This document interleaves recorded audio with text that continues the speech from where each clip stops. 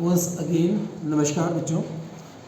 Last time हम discuss कर रहे थे कि किस तरह से फ्रेंच रेवोल्यूशन और आइडिया ऑफ नेशन को क्रिएट करने की या बनाने की कोशिश की गई थी फ्रांस के अंदर। So in our last topic we just discuss about the how the idea emerged within the people of the country in France to form a nation state. So next, a famous man. Have you heard about that? Napoleon. Napoleon was so famous. He did like a lot reform in France. बहुत सारे changes, बहुत सारे उसने क्या किए थे, changes किए थे, reform, बहुत सारे सुधार, administrative reforms done by the Napoleon in France. बहुत सारी चीज़ें उसने क्या की थी, नेपोलियन ने फ्रांस के अंदर की हुई थी। Doesn't matter, he was destroyed democracy.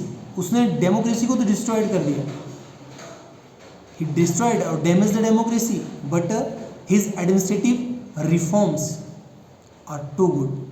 He was so much like good in the field of administrative changes.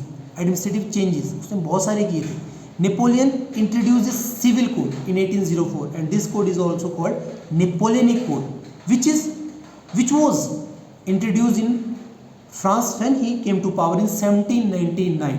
1799 के अंदर ये बंदा एग्जिस्टेंस में आया था, वहाँ पावर उसके पास आई थी। Now he start to control over the other power, control over the power in France. इस टाइम उसने कंट्रोल करना शुरू कर दिया फ्रांस के अंदर। So first he did like some reform in France. So first reform that he was against the privileges by the worth. कि बात करें कि राजा का बेटा राजा बनेगा, नो, राजा का बेटा राजा नहीं बनेगा। Those who are the able person will get the position, जो those who are like most able person will get the position.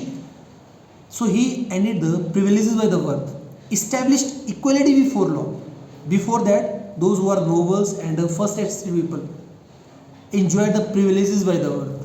पहले क्या करते थे, जो लोग नोबल फर्स्ट और सेकेंड एस्टेट को बिलोंग करते हैं, they just enjoy the privileges by the worth. उनको ही वही इंजॉय करते हैं प्रिविलेजेस बाय द वर्थ। पर अब क्या किया इसने, privileges by the worth ended by the Napoleon. Next changes क्या किए, next changes he did like first established equality before law. He established equality before law, or that all the people are equal in front of the law and order। कि law and order के सामने सभी लोग क्या है, बराबर है। जैसे हमारे देश के अंदर है equality before law। such right then secured right to property। he secured those who have like property, they have right to protect their property। उनको property, they have right to protect their property, उनको property को protect करने का भी अधिकार उसने दिया। freed people from serfdom। There was like system exist in France during that time. आपको स्लेव सिस्टम तो पता ही होगा ना, इसके बारे में पता है कि indentured labour were there without money, they were like do work for their honour. So that system was abolished by him. Serfdom, freed people from serfdom. Slavery system से उसने क्या किया, उनको फ्री कर दिया। And manorial dues also, those like manorial those like dues और taxes imposed by monarch on the people, they were abolished by him। guild restrictions were removed। there were like guild restriction, it means restriction based on trade। कि क्या किया था उस time पर France के अंदर restrictions लगाई गई थी ट्रेड के ऊपर। guild restrictions were removed by him। जो रिमूव किसको किया गया, guild restrictions को रिमूव किया गया। किस लिए रिमूव किया गया, बिकॉज guild restrictions का क्या मतलब हो गया, restrictions based on trade।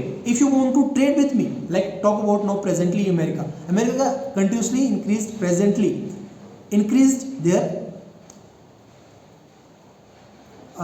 guild restrictions। how they increase the money, they increase the taxation। if you want to go there, so you have to pay more money।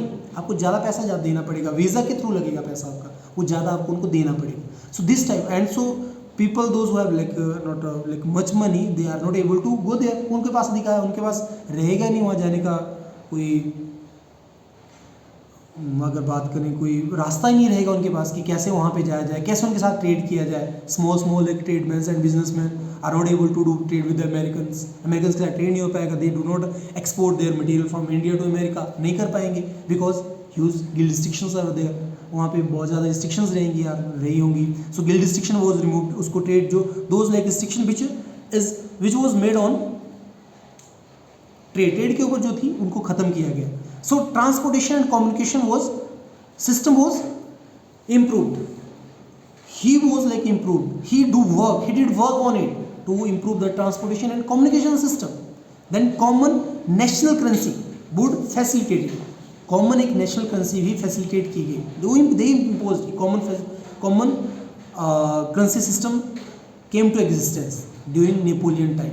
अगर बात करें India की currency की बात करें, जैसे इंडिया के अंदर आज एक रुपया है, डॉलर है, कहीं पे पाउंड्स भी चलता है, तो अपने अपने देश का करेंसी का अलग अलग एक पैमाना है. अगर बात करें डॉलर्स की तो 84 रुपीज़ के आसपास है. रुपये एक रुपये का 84 है. That it means look at the value of that dollar, look at the value of that pounds.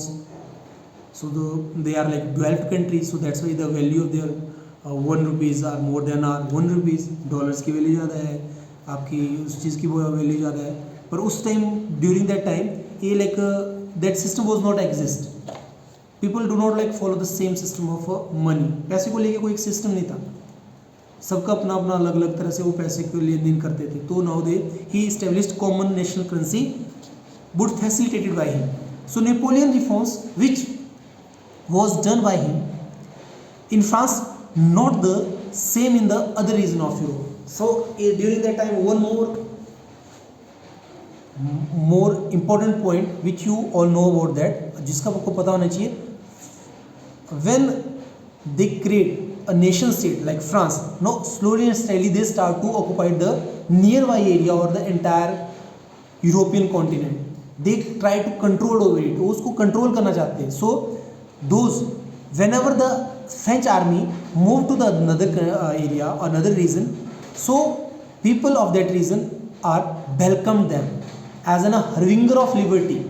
कि उनको एक harbinger of liberty माना जाता है कि ये तो मसीहा लोग हैं लिबर्टी के, स्वतंत्रता के. अगर उनको हम अपने हमारे देश के अंदर राज कर लेंगे या हमारे देश या अपने जो एरिया है जिसके ऊपर राज करेंगे, तो क्या हो जाएगा, उनको सेम जो reforms which was done by Napoleon in France they will enjoy. But they didn't understand any country who ruled over them, कि जो उनके ऊपर शासन करेगी वो कभी भी इस चीज़ को क्या करेगा, इम्प्लीमेंट नहीं कर पाएगा पूरी तरह से.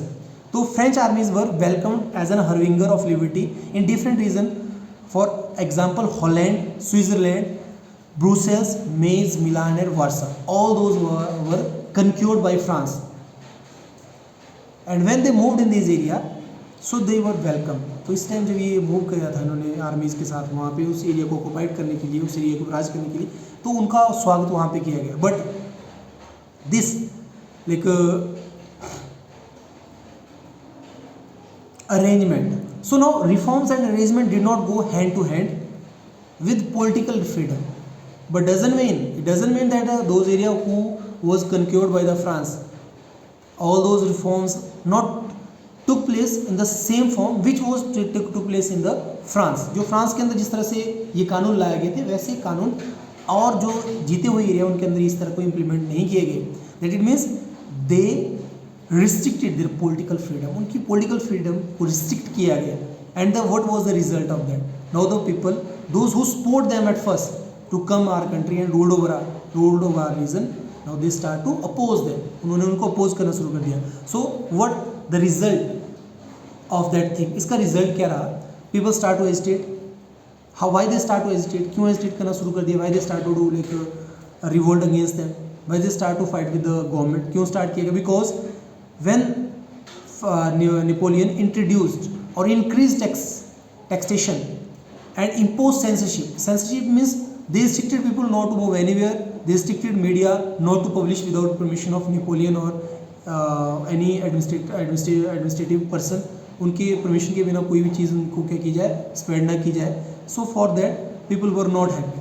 So these are the points which is very important regarding this topic. Here I will share with you all the main points of the topic. In points को मैं share भी करूँगा इस वीडियो के साथ, इस फोटो भी शेयर करूँगा. You will go through with that video and enjoy the video. अगर आपको समझ ना आया हो, अभी भी बोल रहा हूँ कि if you are not able to understand my lecture, so you call to me. मेरा नंबर रहेगा 9459943825. Thank you.